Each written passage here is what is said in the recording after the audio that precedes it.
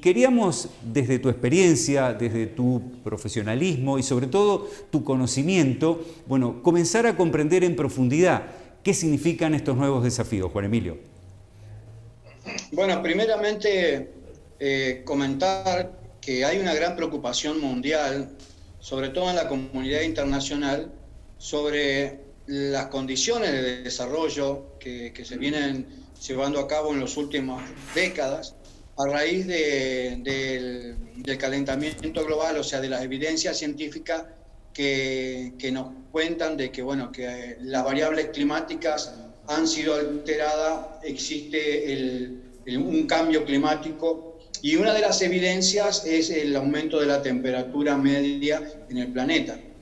Hay una gran preocupación a nivel mundial de que si no cambiamos nuestros hábitos de consumo, si no cambiamos nuestro concepto de desarrollo, se corre el gran riesgo de aumentar esta temperatura en 4 grados. Imagínate en una persona que tiene una temperatura media de 36, le incrementase en 4 grados, ahí podemos tomar la dimensión de lo que significa de las consecuencias irreversibles prácticamente que están planteando, de que si seguimos emitiendo estos gases de efecto invernadero, producto principalmente por la generación de energía, segundo por lo que es la deforestación, el avance de la frontera agropecuaria y las grandes quemas de bosques en todo el mundo, hacen de que la concentración de gases de efecto invernadero genere este incremento en una de las variables climáticas. También está el aumento del nivel del mar, que también hay ciudades que corren riesgo. Inclusive nosotros vemos a veces ahora, experimentamos calores extremos donde antes no existían. En Tierra del Fuego se tuvieron que suspender las actividades por una ola de calor en enero, cosa que nunca ocurría. ¿Qué es lo que está pasando? Yo creo que la pandemia tiene mucho que ver en cuanto a la oportunidad que tenemos de reflexionar hacia dónde estamos yendo. Cuando se habla de desarrollo sostenible, es una palabra que está muy acuñada, pero muy pocas veces comprendida. Entonces, como es una moda, creo que se pone en boca de todo, el desarrollo sostenible. Pero el desarrollo sostenible, en mi concepto, Pedro y Gabriel, significa primeramente dejar de pensar en uno para pensar en las generaciones futuras. ¿Qué quiero decir con esto? De que nosotros con nuestro accionar tenemos que entender de que estamos determinando el futuro de generaciones que quizás no conozcamos. ¿Por qué? Porque en el concepto filosófico del desarrollo sostenible implica de que lo que nosotros consumimos, lo que nosotros tomamos de la naturaleza, tenemos que dejar como legado de que las mismas generaciones que vienen también se puedan servir. Eso no está sucediendo. Mirá, te doy un dato. Naciones Unidas determina que 13 millones de hectáreas por año se pierden de bosque. En 4.000 millones de hectáreas que tiene el mundo, hay una proyección de que en 400 años se perderían los bosques del mundo.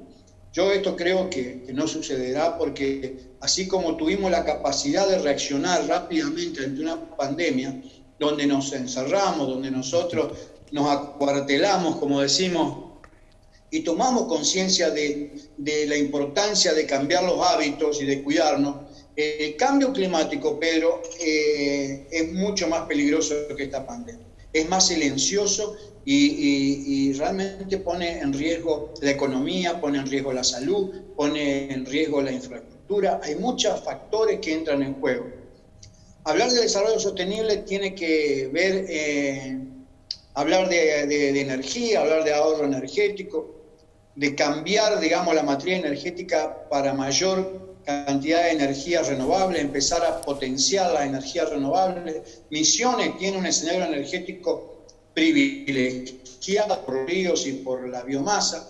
Y bueno, hay que empezar a entender de que ya dejamos de hablar desde el ambientalismo, dejamos de pararnos de lo social o de lo económico.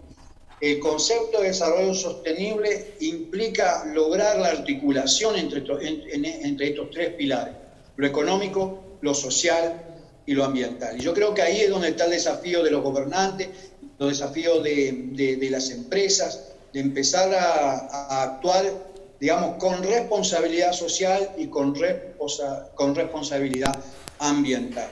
Ahora, sí, Juan Emilio, ahora qué desafío tenemos, ¿no?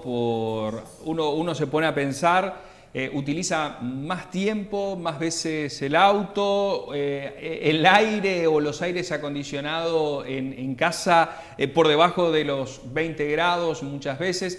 ¿Qué es lo que decías, Juan Emilio? Son todas maneras, formas de apuntar a este ahorro energético y empezar a contribuir a generar nuestro granito de arena. Cito algunos ejemplos, hay muchísimos otros más que hace a la vida cotidiana, ¿no? Sí, mira, hay un dato que es importante y celebro que ustedes como comunicadores tomen esta temática, porque yo creo que la gente se tiene que informar, la gente tiene que conocer. Pero fíjate una cosa, Misiones, la provincia de Misiones, tiene un incremento en su demanda anual del 10% de su energía. Nosotros, ¿qué quiere decir? Que nosotros en 10 años vamos a necesitar el doble de la energía que estamos consumiendo hoy. Esa energía, ¿de dónde la vamos a obtener? Vamos a seguir quemando fueloil, vamos a seguir liberando gases que contribuyen al calentamiento global, que contribuyen a la formación de la capa de ozono. O sea, yo creo que demandan, este es el tiempo de la acción por un lado, pero también el tiempo de la toma de conciencia, pero con la ciencia al lado, con la ciencia acompañando. O sea, muchas veces se ponen en las luchas mucho corazón, mucho sentimiento, mucha pasión, y no me parece mal. Pero yo creo que tenemos que empezar a buscar un equilibrio entre todo, porque si no nos rajamos las vestiduras en pos de una lucha que ni siquiera la frenamos. Entonces, siguen avanzando los desmontes, seguimos perdiendo superficies boscosas. ¿Qué política? No bastan las leyes. Hay que tener una acción concreta que permita que la gente que tiene necesidad de tierra pueda tener otra alternativa. Porque si no le damos alternativa de trabajo, llámese con industria, llámese con otra fuente de trabajo, la gente se va a volcar a la tierra. Y cuando no tenga más tierra, porque hay un incremento poblacional, va a avanzar sobre los bosques. ¿Y por dónde avanza primero? Por los bosques nativos, privados. Y después va a avanzar sobre los parques. Yo, sin ser profético, decía, 85.000 hectáreas tiene el Parque Uruguay.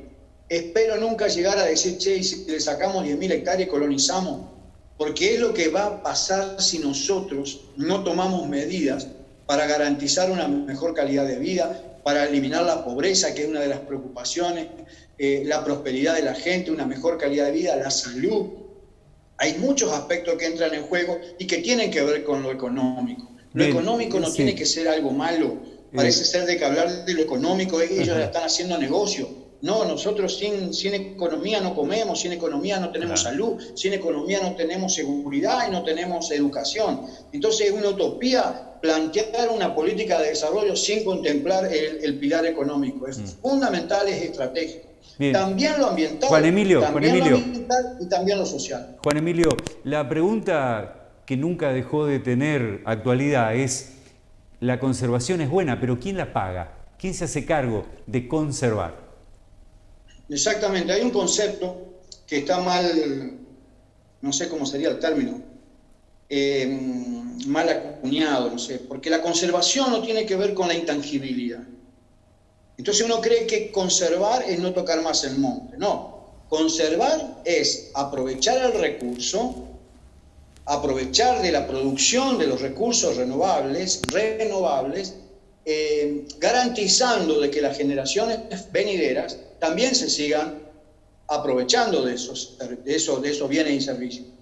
Y cuando hablamos de bienes y servicios, hablamos de producción primaria, como es la madera en el caso del bosque nativo, y los servicios ecosistémicos, como son la protección de las cuencas hidrográficas, la captación del carbono, la biodiversidad. Hay un tema que tiene que ver con lo que vos decís, Pedro, que es lo siguiente. ¿Quién paga esa conservación de los servicios ecosistémicos que hoy son más demandados que la madera, pero que no podemos comercializar?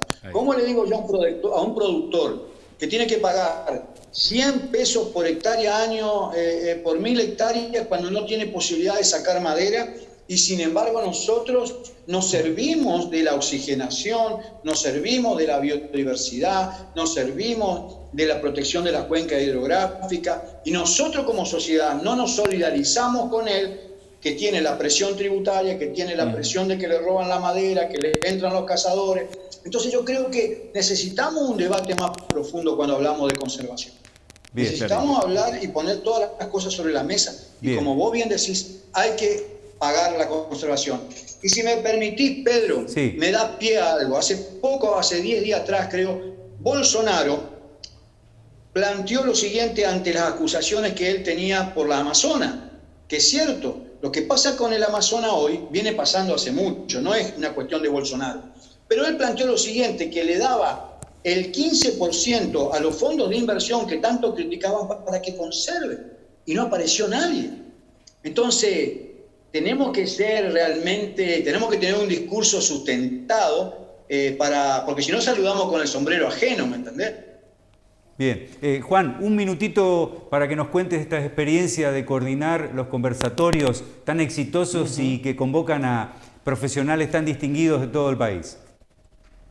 Bueno, yo creo que esto es parte de reinventarse, o sea, el tema de la pandemia o el hecho de tener que estar encerrado y uno busca la manera de crear. Yo creo que este es el producto de algo que surgió por casualidad con Ricardo Bertolino, que vos lo conocés, estuvo en uno de los foros de Piraí, y dijimos, che, si hacemos un conversatorio que está de moda, y empezó así, después se empezaron a acompañar, gracias a Dios, ahí lo tenemos a Jaramillo de Vida Silvestre. Realmente las personas que han sido convocadas han dado, digamos, un ambiente muy profundo, muy científico, de mucha experiencia, son gente muy interesante, a las cuales le estoy agradecido porque se han prestado con su tiempo a esta hora y 2 horas de estar, digamos, en un conversatorio que después se hace dinámico y la gente puede preguntar, y la verdad que es muy interesante, Pedro, muy interesante.